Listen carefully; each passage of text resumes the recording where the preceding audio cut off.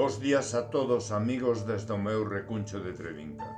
Hoxe, coa revista número 16, seguindo a rigurosa quenda de edición, estes minutos da madrugada deste frío domingo, contemplando pola miña fiestra as primeiras folerpas, toca adicar a este espacio que xa ven sendo unha ensinanza para min no uso da nosa lingua, a Juan Manuel Casares Gándara, que ademais de ser un gran emprendedor en varias materias, resulta admirable o seu nivel cultural e a súa maestría no uso da palabra, o que nos demostra unha vez máis neste número 16 da nosa revista Nós, a xente do redor.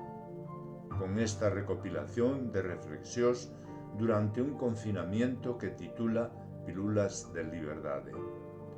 Por outra banda, temos ao noso compañeiro César Luis Santamarina, que neste caso consigue sacarnos do lodazal político e mediático co seu particular sentido do humor, facendo que a nosa desesperación se convirta nun sorriso grazas ao seu xeito de contarnos o día despois das eleccións.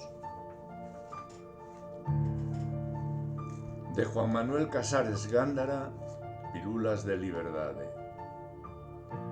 Esperanzas nun mañá matinadas, a calor dos recendos dunha copa nobre de Ribeiro, Solovio tentaba manterse vivo no seu Castellum Honesti, mentras vía como outros xogaban coa súa cativa vida en liberdade, refuxiouse na lembranza de momentos mellores. O témpora ou morres. A realidade que estaba a vivir levouno a lembrar as mellores asercións do gran mestre conservador Edmundo Burke. Foi o látego dialéctico daqueles que oprimiron ao pobo baixo a excusa de traballar pola súa liberdade.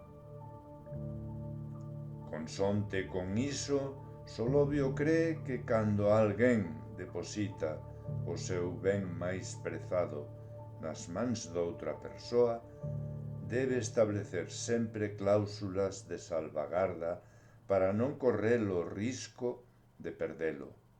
Despois da vida, a liberdade é o meu maior tesouro, afirmouse. Agás a tiranía nada xustifica o control da vida privada como medio de manter un suposto equilibrio social. Agás a dictadura nada xustifica converter a liberdade en servidume. Nin a tiranía, nin a dictadura teñen xustificación ningunha.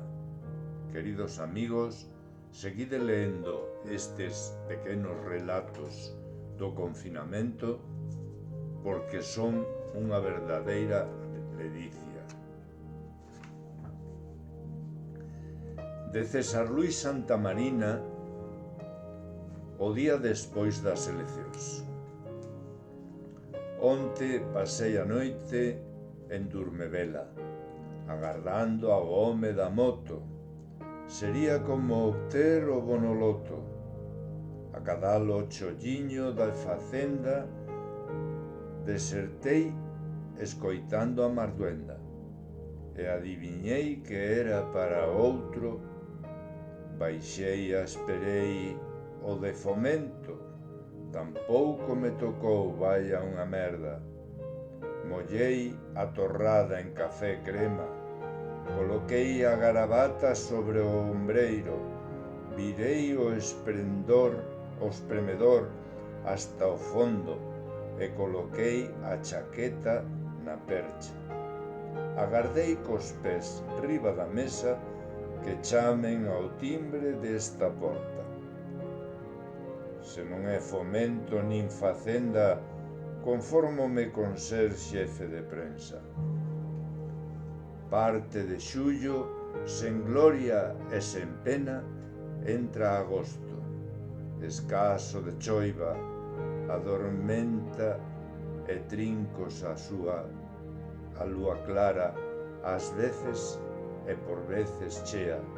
Xa coallou o granadeiro da horta, donde figos verdes colgan da figueira. 6 marmellos brillan na acequia, impostados sen licencia alguna. Botaron de forma espontánea, forza innata de doña Natura. O peral con todo se engurra e do froito excesivo se queixa. Na porta o Romeo perfuma o aire de todo o que entra. Grazas, César.